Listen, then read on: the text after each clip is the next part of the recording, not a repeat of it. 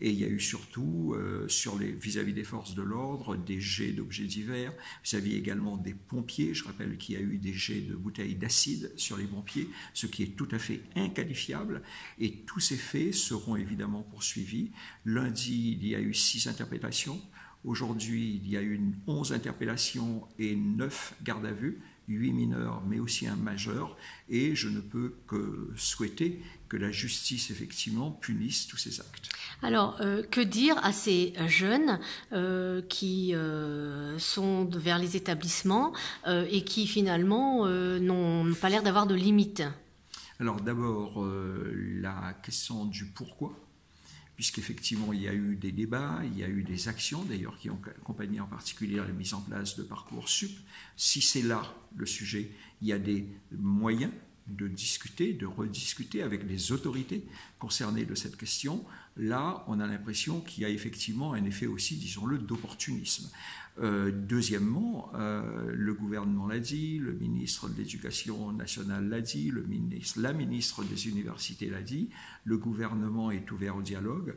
Cette préfecture est évidemment ouverte pour recevoir toute délégation, pour entendre le cas échéant des revendications, mais en l'espèce, nous avons un mouvement qui a été véritablement celui, on sort des établissements et on va affronter les forces de l'ordre. Et cela, nous ne pouvons l'accepter. Êtes-vous prêt à recevoir une délégation de lycéens ? Alors évidemment que je suis prêt à recevoir une délégation de lycéens, une délégation de gilets jaunes. Vous savez quel est le problème dans tous ces cas? C'est la question de la représentativité.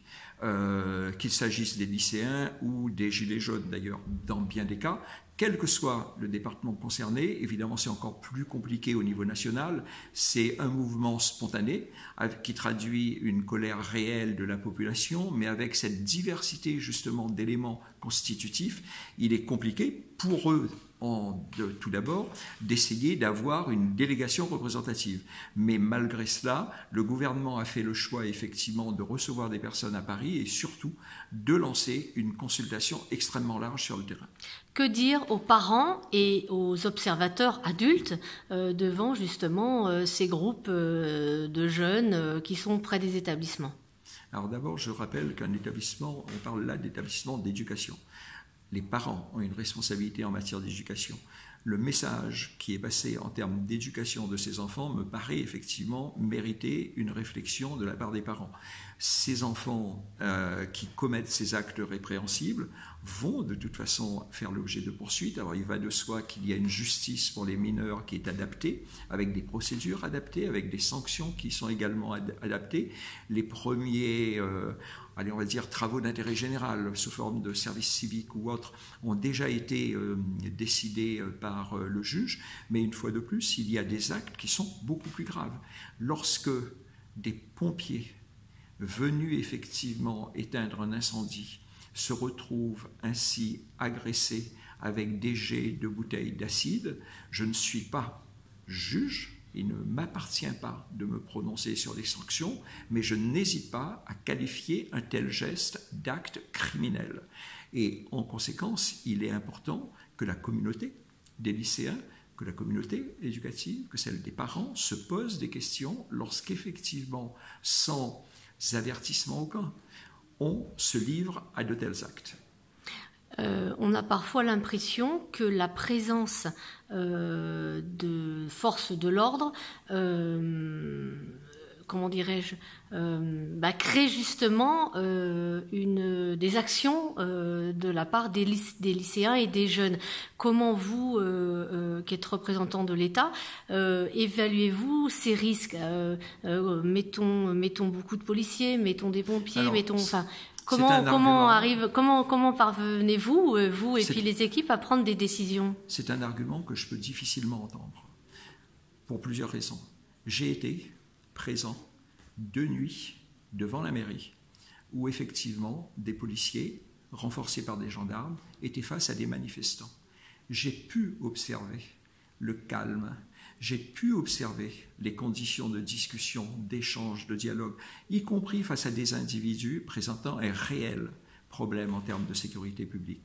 J'ai pu observer les décisions qui ont été prises, parfois que j'ai prises d'ailleurs, lorsque des individus ont incendié une couverture une poubelle cherchant à dégrader la façade d'un bâtiment public, je peux vous dire, pour l'avoir constaté de mes yeux, le calme, la sérénité dont ont fait preuve les forces de l'ordre sont allouées.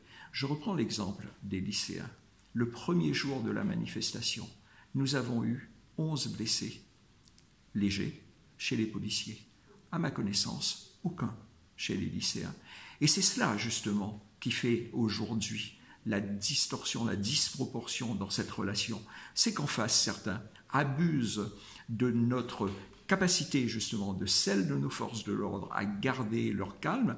D'ailleurs, il n'y a qu'à observer ces images qui ont été détournées sur Internet, avec ce fameux refus, entre guillemets, de forces de l'ordre de charger les manifestants, alors que ce qui s'est passé, c'est une discussion, un échange, et à l'issue de cet échange, effectivement, un engagement a été pris par les manifestants qui ont été responsables de s'engager à ne plus projeter de projectiles sur la mairie ou sur les forces de l'ordre, par ailleurs s'engager également à se disperser dans un délai raisonnable, moyennant quoi, en face, les forces de l'ordre ont retiré effectivement leur casque. C'est cela la gestion d'un événement d'ordre public.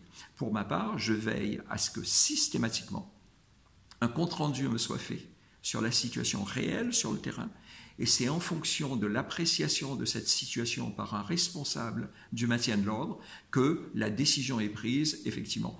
Mais lorsque ces forces de l'ordre se retrouvent agressées, lorsqu'effectivement des biens sont dégradés, lorsque la sécurité des personnes est menacée, je rappelle qu'aujourd'hui même, on a vu des éléments modérateurs allant vers les jeunes pour essayer de les calmer, et ils ont été blessés.